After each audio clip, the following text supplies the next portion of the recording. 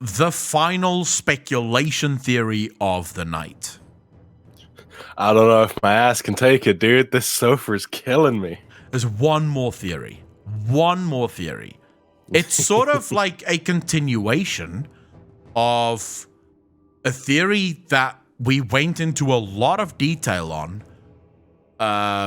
in the Shill Show. Like, it's a continuation of that. We're not going to go... So everyone that joined the YouTube members, if you're a warrior and above, you'll have access to the Shill Show, to the Lovecraft episode.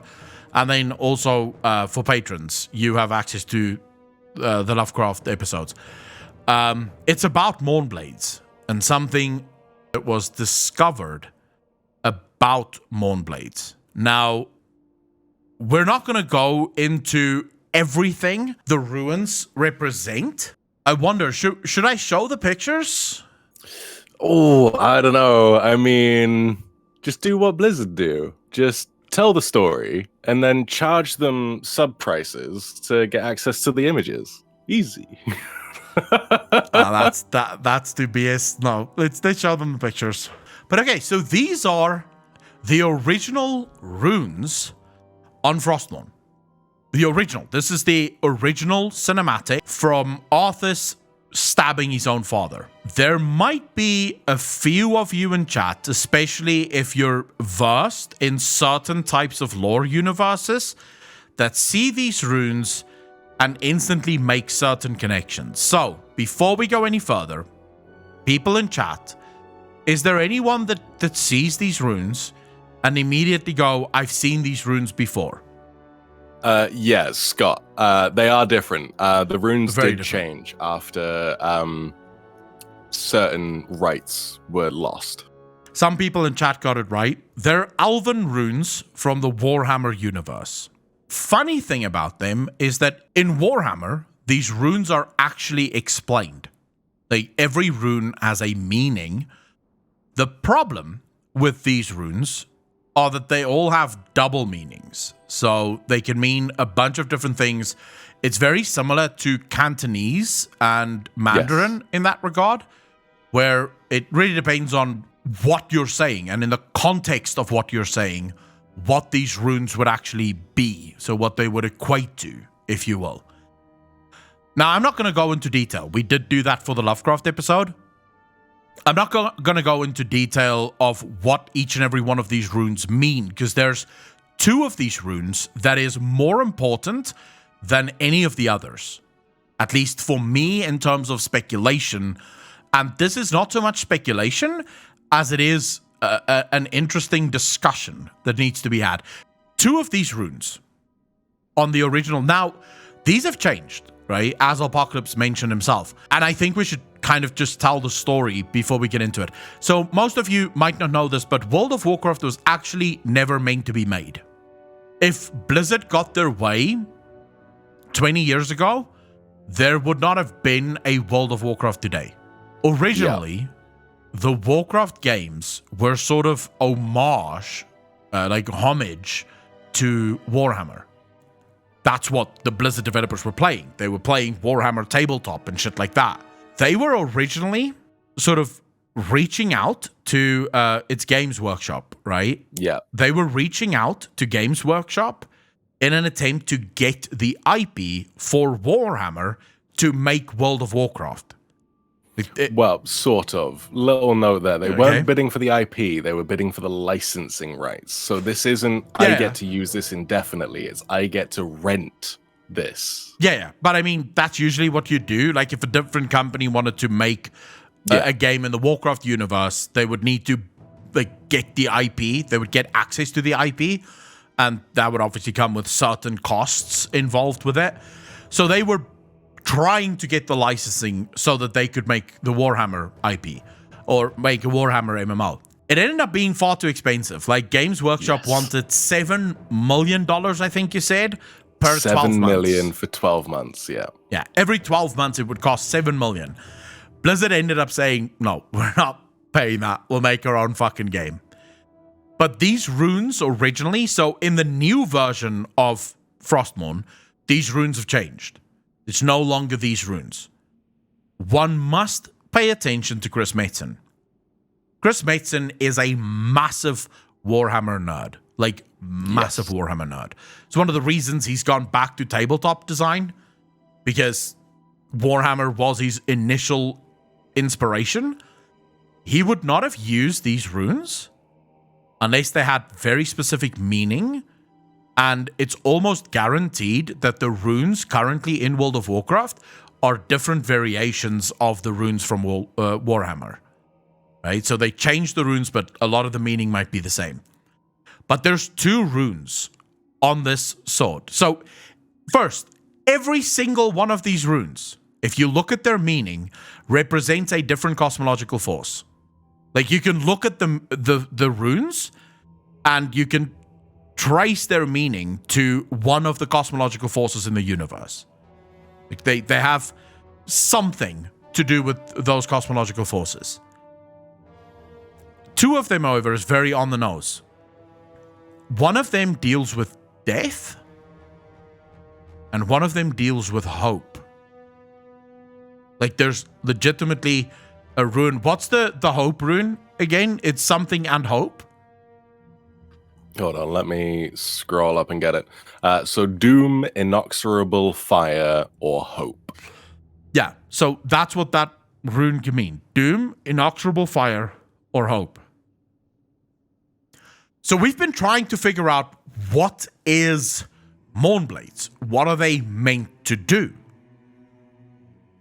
Based on the runes, they're meant to create weaknesses, and every rune grants the weapon a different type of, shall we say, I want to say hook, like a different type of strength.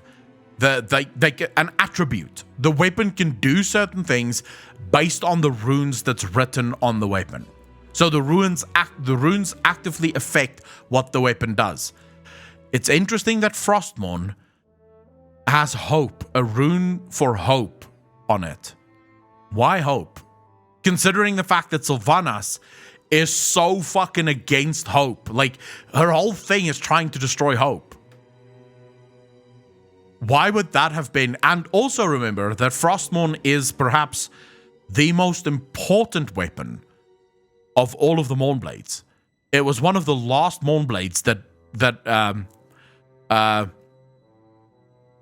Zuval was managed to extract from the Primus. And as he extracted it, he actually said, "Your grandest design, a secret the first ones sought to keep."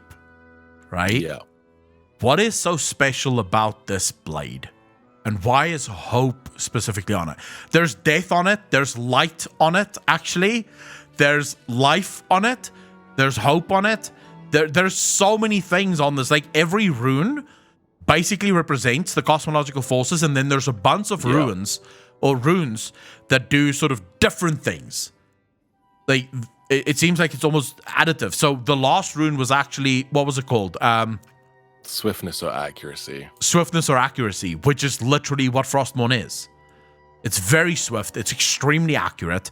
It does its own thing. It has a mind of its own. What is this language? This is the High Elf language that could be the precursor to Domination. Chris, it may have been 15 years ago, but this is what a lot of people don't understand. It's not always a case of 15 years ago, they knew what they already wanted to do. Yeah, sometimes we know they didn't. Yeah, obviously they didn't fucking... 15 years ago when they... actually, this is longer than 15 years ago. Let's say, I think 18 or 20 years ago, when they had Arthas march into Lordaeron and kill his own father, they weren't thinking, oh, you know what we're going to do in 20 years' time? We're going to go to the Shadowlands, see Zuval, and have a new mournblade, right? That wasn't then their thinking. But remember, that is part of Blizzard history. So they would honor that history in the telling to this day, unless they decided to retcon, right? So this would be sort of them just honoring the original meaning of the of the story. right? So they're writing it around that. I'm pretty sure that's what, it could be, Chris. It could be that the artist just thought to himself, hey, I hope no one looks into these runes further 15 years from now. The internet, of course, is forever, so people will be looking into it ever again. I mean, you could argue that, but they have such a wide range of these runes to choose from that the ones that they did pick and the meanings behind them fit too neatly together for them not to be picked specifically, I think. Yeah. And this is the great thing about concept art, as we were discussing yesterday. Like, concept gives you the intention, not the final product. If you look at the runes, they genuinely line up with every single cosmological force. You look at the runes that do not line up with a cosmic force, it's something that Frostmourne can do. So very clearly, they did honor those runes. Those runes were honored in the story of Wrath, and those runes are probably still honored today. But my problem with it is, if you can create blades with the ability to effectively destroy cosmological forces, which I believe mournblades can do, I think if you have a mournblade with the runes on it that basically brings down the light or creates a weakness for the light, that rune will empower that weapon against beings of the light. There's actually a moment where Arthas reaches the church and they actually tell him, you have no power here. And it turns out he did have some power there, right? He wasn't completely powerless there, right? And that might be... Still got shit on, though. He still got shat on, but he was still much stronger than what they thought he was going to be. Like, they genuinely believed that the light would be able to stop him completely. He would just not be able to do anything there. And that might be a result of Frostmourne. Might be a result of that sort of natural strength being built into the blade, that it can do things like that. I'm more interested, and this is why I said this is not so much speculation as it is just a very interesting thing to start thinking about. And promise you, I'm going to be thinking about this for the next week, probably longer, to try and come up with a theory for all of this. But what's interesting to me is the language. Like, these runes, I refuse to believe that the Primus came up with this. Yes. Yeah. I don't think he came up with it. He may have invented domination magic, but he invented domination magic by using already existing things. These runes are existing. They've existed for a long time. So we might actually, looking at these runes, have the first examples of the first one language. And you're saying that you wanted to come up with a proper speculation theory, and I have one. And I have one that maybe links as to why Zoval wants this information. Okay. And it would actually go a long way in explaining why Sylvanas put up with his shit for the longest time. Okay. Now, something you were saying about it being a weapon against these cosmological forces and being able to wound these cosmo forces. Yes. Yes and no. Because where did the souls go? Well, the souls go into the blade. Exactly. They don't get destroyed, do they? No. They don't get diminished. They don't get ruined. They don't get hurt, in essence. They actually get preserved and saved, except for one thing. Okay. The strings controlling them are severed. They're no longer under control other than by the person wielding that particular blade at the time. And even then, those souls can still be rebellious, as we have seen with Uther, with Sylvanas even, with Arthas even.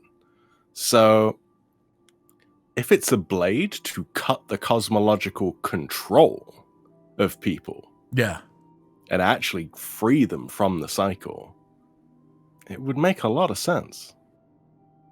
So you're basically saying the runes on the blade allow for different cosmological forces to be captured by the blade. So it's basically like you can look at every single one of these runes almost as a gateway into the blade. So let's imagine that there was no rune for void on this blade. Then that would mean that if the blade slew a void creature, that void creature would just go back to the void. The blade would not be able to eat that soul. But the fact that gateway on the blade exists means the blade now has the ability to suck that soul in rather than allow for that soul to escape. Which I just want to... I know you have a counterpoint to this, but I do want to say, if you look at how Frostmourne gains its power, it would make sense. Because Frostmourne, at first, before it took any souls, was actually not that powerful. It wasn't not a powerful blade, but it wasn't anywhere near as powerful as it became after a couple of battles. Because it actually learned from the ones that it slew. So every soul that it slew would effectively teach Frostmourne new mechanics, if you will. Yes. But the kind of counterpoint is actually building on something that you mentioned the other day, is that blades hurt the body. A mournblade does something extra. That's the whole point of the mourn part of it, right? Is the extra part to the blade. Yes. Now, what if it is still just a blade that slices and cuts, but it cuts something that you don't necessarily see? So you're walking around like Pinocchio. You're a puppet. You've got strings poking up above your head. Yeah. Mournblades just cut the strings. That's it. Doesn't damage the forces, doesn't capture the forces, just severs their control over you, severs that string connecting you to them. Okay. And that's why it can then take your soul, because you're no longer bound to anything. Yeah. I get what you're saying. I would say, though, for everyone in chat, so myself and Apocalypse actually did some, well, I would call it research, but then again, typing something into Google is not quite research.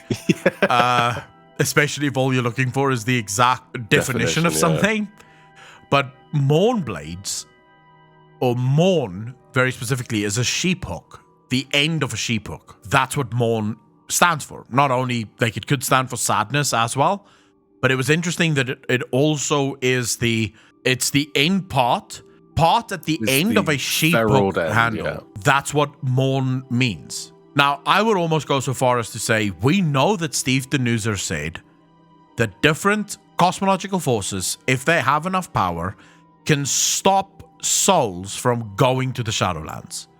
Like, they can interfere with the natural cycle. It takes a lot of effort and power, but they can do it. So what if these runes actually cut the soul away from its cosmological power? So the strings that you were talking about is the link that it has to its cosmological power. So Uther, for example, in that moment that he said, light, save my soul, not even the light was powerful enough to save his entire soul, because the blade immediately severed the connection between the light. So the light was able to get a small piece of Uther out. It wasn't able to get the whole of Uther's soul out of the blade because of just how powerful these runes are. The question is, what else can you build with these runes? Well, that's the thing, isn't it? If we're going to go with the likelihood of what Blizzard's story will go to, then it's actually a way to bring back the first ones properly, and not the 6 mirrored versions that we currently have. It would be a way to sever these bonds of pantheons and these forces they're now stuck in, and return to the primal. No one in chat can sit here and tell me that this isn't interesting. Like, just thinking about this doesn't spark a lot of what the fuck moments within you.